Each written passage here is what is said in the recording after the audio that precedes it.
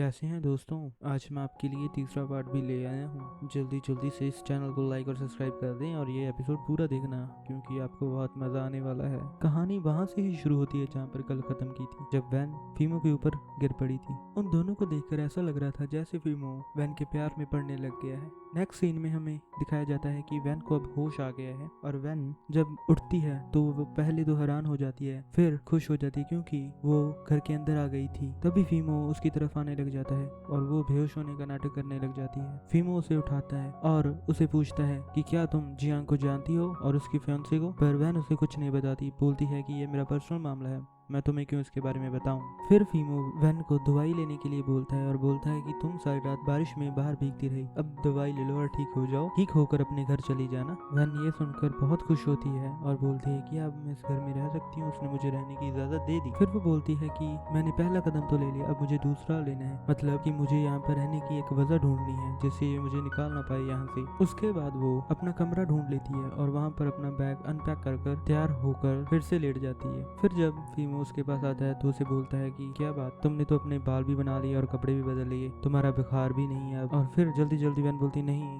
मुझे तो बुखार है, मैं तो बीमार फील कर रही हूँ। उसके बाद वो फीमो से ट्रिक खेलने की कोशिश करती है। फीमो को बोलती है कि अगर तुम्हें मेरे पर यकीन नहीं, मैं तुम्हें अपना टेम्परेचर दिखाती हूँ बॉडी का। और वो टेम्परेचर मीटर निकाल कर लैंप के पास चली जाती है और जब फीमो उसकी तरफ देखता है और जल्दी जल्दी उसे वो टेम्परेचर मीटर दिखा देती है, जिससे फीमो को पता लग जाता है कि ये मुझे झूठ ही बोल रही है क्योंकि उस टेम्परेचर मीटर का टेम्परेचर 42 था। इसलिए फीमो से बोलता है कि तुम्हारा बुखार तो उतरा ही नहीं, तुम्हें तो इंजेक्शन लगाना पड़ेगा। और वो उसके जब इंजेक्शन लगाने लगता है तो फिर से वो बहुत नाटक करती है और फीमो से बोलता है कि अगर तुम्हारा टेम्परेचर 42 होता तो तुम ऐसे नहीं बैठी थी, तुम बेहोश होती। और बोलता है कि तुम्हारा गेम ओवर, अब तुम जिंग को बता दो कि वो तुम्हें यहाँ से ले जाए। पर फिर वैन उसकी मिन्नतें करने लग जाती है और बोलती है कि मुझे पैसों की जरूरत है, प्लीज ऐसा मत करो। फीमो उससे पूछता है कि कितने पैसों की जरूरत है तुम्हें, पर वो उसे नहीं बताती क्योंकि वो बोलती है कि ईमानदारी भी कोई चीज है, मैं ईमानदार हूँ। और फीमो बोलते तुम ईमानदार, मुझे तो नहीं लगती। फिर वो उसे जाने के लिए बोलता है पर वैन उसे बोलती है कि मैं पहली तो हूँ नहीं, अगर तुमने मुझे यहाँ से भगा दिया तो तुम्हारी मॉम किसी और को भेज देंगी, फिर क्या करोगे। वैन बोलती है कि मुझे तुम काम वाली बनाकर रख लो, मैं उतने दिन काम वाली बनकर तुम्हारे सारे घर के काम करूंगी। उसके बाद फीमो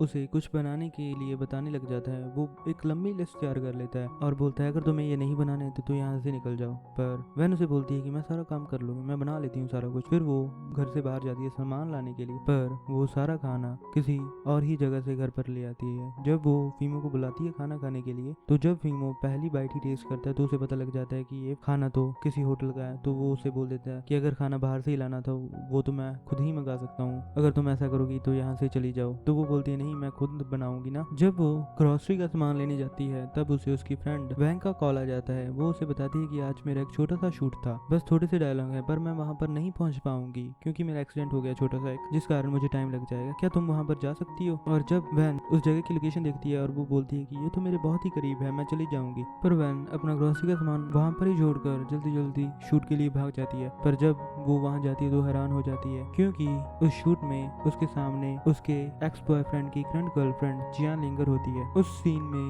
लिंगर ने वैन को थप्पड़ मारने होते हैं और वो वैन को बहुत ज्यादा थप्पड़ मारती है, जानबूझकर उस सीन का रीटेक ले रही होती है। वहाँ पर फीमो का फ्रेंड योंजू आ जाता है जो वैन को देखकर हैरान होता है कि वैन वहाँ पर थप्पड़ खा रही होती है। उसके बाद वो अपने फ्रेंड फीमो को कॉल लगाता है और उसे बताता है कि तुम्हारी नर्स फ्रेंड तो थप्पड़ खा रही है और उसे दिखाने लग जाता है और उसे बोलता है कि क्या तुम कुछ नहीं कर रहे। योंजू फीमो को बोलता है अगर तुम नहीं कुछ कर रहे तो मैं क्या करूँ। फिर योंजू डायरेक्टर को बोलता है कि अब ये सीन बहुत हो गया, अब और नहीं करना। फिर फीमो किसी को फोन करता है और उसे बोलता है कि हम लिंगर को अपने शो से रिमूव करना चाहते हैं, अगर आप मेरे साथ नहीं है तो हम आपके साथ ये प्रोजेक्ट नहीं करेंगे। और बाद में वो फोन काट देता है। नेक्स्ट सीन में लिंगर वैन का रास्ता रोक लेती है और वैन को फिर से मारने की कोशिश करती है, पर वैन उसका हाथ पकड़ लेती है और उसे बोलती है कि तुम्हें पता है कि थप्पड़ का दर्द कितना होता है, और उसे थप्पड़ मारने ही वाली पर वो रुक जाती है और उसे मारती नहीं और उसे बोलती है कि तुम ये सब जियान की वजह से कर रही हो ना, और मैंने उसे छोड़ दिया जिस दिन मैंने तुम्हें उसके साथ देखा था तभी से। उसके बाद वैन की फ्रेंड वैंग वहाँ पर आ जाती है और वो डायरेक्टर से पूछ रही होती है, तभी योंजू की नजर भी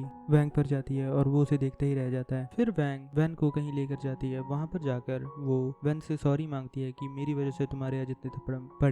पर वैन उसे बोलती है कोई बात नहीं, इसमें तुम्हारी कोई गलती नहीं, क्योंकि मैंने तुम्हें बताया था ना कि मेरा जियांग से ब्रेकअप हो गया है, वो लड़की लिंगर ही है जिसकी वजह से हुआ है, इसलिए आज उसने मेरे इतने थप्पड़ मारे उसी का गुस्सा निकालने के लिए। उनकी बातों से हमें ये भी पता चलता है कि वैन वैंग के घर पर रह रही है। फिर वैन जल्दी जल्दी वहां से भाग जाती है क्योंकि वो ग्रोसरी का सामान तो ग्रोसरी स्टोर में ही भूल आई थी। अगर उसने वो सामान नहीं लिया तो फिर वो कुछ नहीं बना पाएगी फीमो के लिए। पर जब तक वो वहां पर पहुंचती है तब तक ग्रोसरी स्टोर बंद हो जाता है और उसे खाली हाथ ही घर पर आना पड़ता है। जब वो घर पर आती है तब वो देखती है कि उसके आगे आइस पैक पड़ा होता है और वो सोचती है क्या इसने मेरे लिए रखा है, और वो अपने फेस पर लगाने लग जाती है।